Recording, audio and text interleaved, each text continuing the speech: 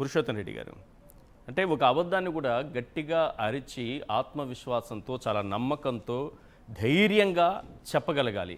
అప్పుడు అబద్ధం కూడా నిజమైపోతుందని నమ్మేటటువంటి సిద్ధాంతం చంద్రబాబు నాయుడు గారిది. పదే పదే ఒక విషయాన్ని చెబుతుంటే అది ప్రజలు నమ్ముతారనేది ఆయన పాలసీ, ఆయన సిద్ధాంతం అనుకుందాం. అసలు చేసిన పనులు కూడా చెప్పుకోలేకపోవడం వైఎస్ఆర్సీపీకి శాపంగా మారిందనుకోవచ్చా? యశోద గారు బేసిక్గా రెండు అంశాలు. ఒకటి, చంద్రబాబు నాయుడు గారు 17 అని మళ్ళీ మళ్ళీ అబద్ధాలు చెప్పడం అనవసరం, ఎందుకంటే ఆల్రెడీ 6 ప్రారంభం అయిపోయినాయి. రెండోది 3 రెడీగా ఉన్నాయి, మీరు ప్రారంభించలేదు. అంటే 50% ఆల్రెడీ అయిపోయింది. మిగతా 9 మీరు చేయండి, చేసి మీ మార్కు దాంట్లో చూపించుకోండి. ఇది చేయాలి. రెండోది, ఇప్పుడు అబద్ధం అంటామా ఏం పేరు ఏదైనా పెట్టినా విజయనగరం ప్రారంభించింది మీరే, మీ గవర్నమెంట్ లో.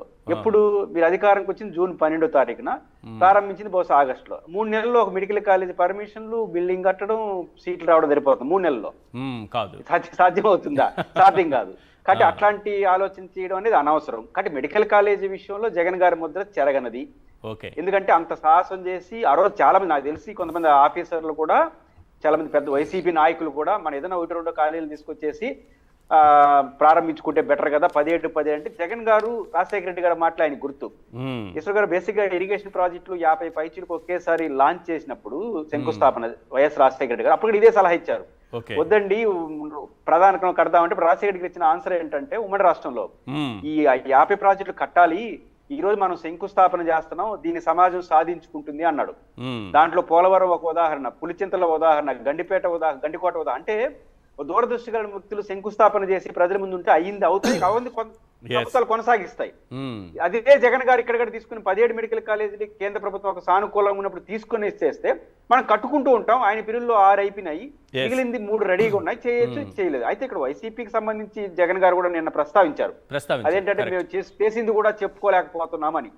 ఎంత చెప్పుకోలేకపోయాడనే ఒక ఉదాహరణ చెప్తాను. నేను తిరుపతిలో ఉంటాను కాబట్టి, తిరుమల తిరుపతి దేవస్థాన సారథ్యంలో డాక్టర్ కెఎస్ జవహర్ రెడ్డి గారు ఎగ్జిక్యూటివ్ ఆఫీసర్ ఉన్నప్పుడు దాదాపు ఇప్పటికీ చిన్నపిల్లల పద్మావతి హృదయాలయ అని ఒక హాస్పిటల్ పెట్టారు.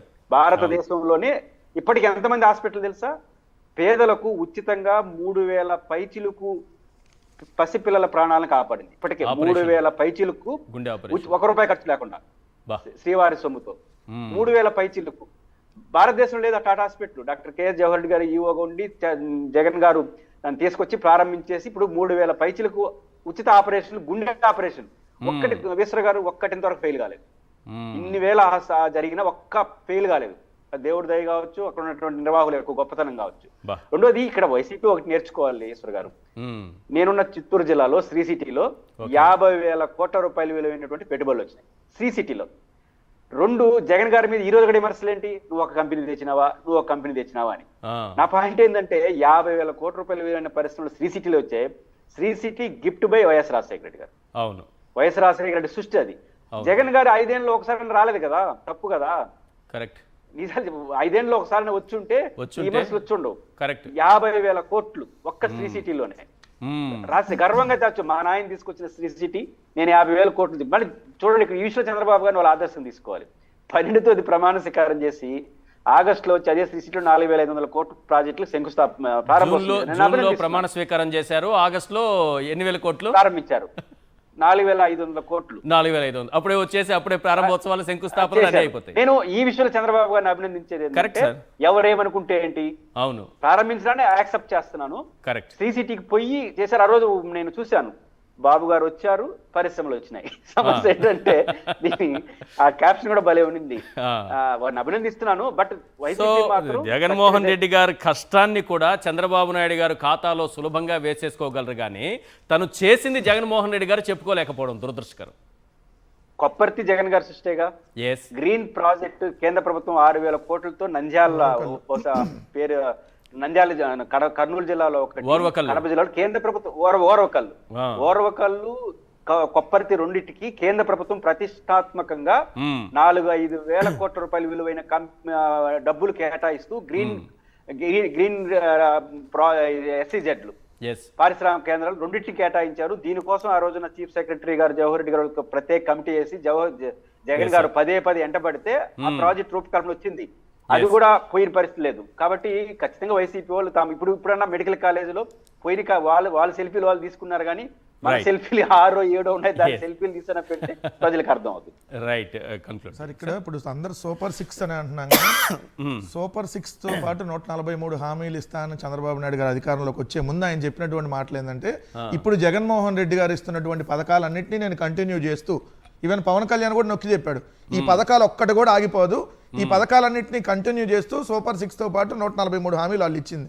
కానీ ఈరోజు మీరు చూస్తే వసతి దీవెన ఆగిపోయింది, విద్యా దీవెన ఆగిపోయింది, ఏదైతే వైఎస్ఆర్ ఫ్రీ క్రాప్ ఇన్సూరెన్స్ ఆగిపోయింది, ఇన్పుట్ సబ్సిడీ ఆగిపోయింది, సున్నా వడ్డీ ఆగిపోయింది, చేయూత ఆగిపోయింది, ఆసరా ఆగిపోయింది, బీమా ఆగిపోయింది, కాపనేస్తం లేదు, చేదోడు లేదు, లానేస్తం ఆగిపోయింది, ఆరోగ్య ఆసరా ఆగిపోయింది, ఎంఎస్ఎంఈ ప్రోత్సాహకాలు ఇవ్వకపోగా 2197 ఎంఎస్ఎంఈలు మూతపడ్డాయి వచ్చిన తర్వాత. అదేవిధంగా అగ్రిగోల్డ్ వాళ్ళకి సాయం ఆగిపోయింది బాధితులకి, ఏదైతే ఈబీసీ నేస్తం ఆగిపోయింది, ఆరోగ్యశ్రీ ప్రైవేట్ పరం చేశారు, కళ్యాణ్ మంచి తాజీ తోఫాన్ ఆగిపోయింది, ఒక్క ఇల్లు ఇవ్వాల. అంటే ఏదైతే జగన్మోహన్ రెడ్డి గారు ఇచ్చిన పథకాలు మొత్తం ఆగిపోయి సూపర్ 6 కూడా ఎగ్గొట్టేశాడు చంద్రబాబు నాయుడు గారు. సూపర్ 12 అమ్మేశాడు. ఏంటి సూపర్ 6 ఎగ్గొట్టాడు, సూపర్ 12 అమ్మేశాడు. ఏంటి ఆ 12 అంటే, 1 విశాఖపట్నం స్టీల్ ప్లాంటు, 2 ఏపీలో రోడ్లు ప్రైవేట్ పరం, స్టీల్ ప్లాంట్ ప్రైవేటీకరణ 1, 2 రోడ్లు ప్రైవేటీకరణ, 3 ఫైబర్ నెట్ ప్రైవేటీకరణ, 4 దేవాదాయ శాఖ భూములు ప్రైవేటీకరణ, 5 వక్ భూములు ప్రైవేటీకరణ, 6 22 AP tourism hotels and resorts ప్రైవేటీకరణ, ఏదైతే 7 ఆరోగ్యశ్రీ ప్రైవేటీకరణ, 8 4 పోర్టులు, 10 ఫిషింగ్ హార్బర్, 4 ఫిష్ ట్యాంక్స్ అంట్లో ప్రైవేటీకరణ ఇవ్వడానికి, 9 100 కోట్ల విలువైన భూముల్ని 99 పైసలకి అమ్మేయటం, 10 100 కోట్ల రూపాయల విలువైనటువంటి వందలాది ఎకరాల భూముల్ని చీప్గా తెలుగుదేశం బినామీలకో లేదంటే లుల్లుగాళ్లకో 5 లక్షలకో 10 లక్షలకో అమ్మేయటం. నెంబర్ 11, 10 ప్రభుత్వ మెడికల్ కాలేజీని, 10 ప్రభుత్వ పెద్ద ఆసుపత్రుల్ని, అవి పెద్ద ఆసుపత్రులు అవి కూడా ప్రైవేట్ పరం చేయటం. 12 హోల్సేల్గా పేదల్ని P4 అనేటటువంటి విధానంతో ప్రైవేట్ వాళ్ళకి తాకట్టు పెట్టడం. సూపర్ 6 ఎగ్గొట్టాడు, సూపర్ 12 సూపర్గా అమ్మేశాడు. ఏదైతే పేదల్ని P4 విధానంలో పేదల్ని ప్రైవేట్ వాళ్ళకి అప్పచెబుతున్నాడు, మధ్యలో సచివాలయం ఎంప్లాయీలని మీడియేటర్గా పెట్టారు, అది కూడా నిన్నే వచ్చింది.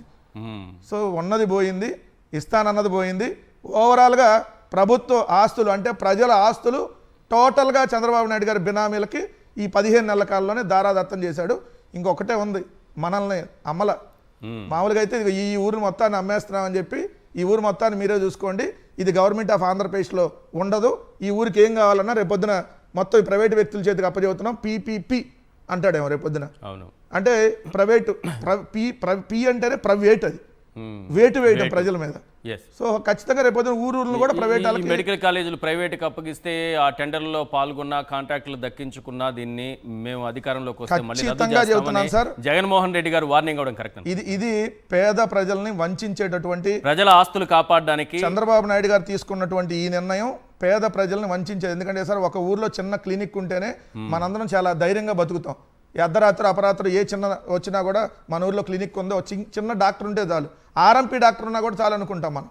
సో అసలు వైద్యం చేసి ఇంజక్షన్ పొడిచేటటువంటి చిన్న అతను ఉన్నా కూడా చాలు అనుకునేటటువంటి పరిస్థితుల్లో ఆ జిల్లాకే పెద్ద ఆసుపత్రులుగా ఉండేటటువంటి ఆ గవర్నమెంట్ మెడికల్ కాలేజీలు ప్రైవేట్ పరం చేస్తానంటే ఎట్టి పరిస్థితుల్లో వైఎస్ఆర్ కాంగ్రెస్ పార్టీ ఊరుకునేటటువంటి ప్రశ్న లేదు. ఎవరైతే చూసుకుందామని చూస్తున్నారో అది టెమాసెక్క, ఇంకో మాస్కా, ఇంకో ఎవరైనా